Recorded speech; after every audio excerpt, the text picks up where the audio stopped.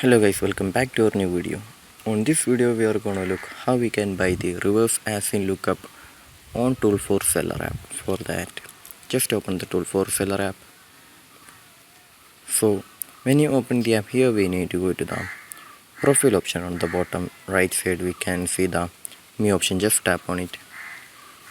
So here we need to go to the purchase add-ons option.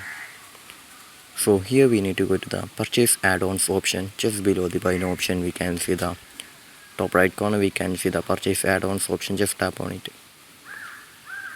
and here we can see the reverse ASIN lookup option. Just tap on the buy now option right there.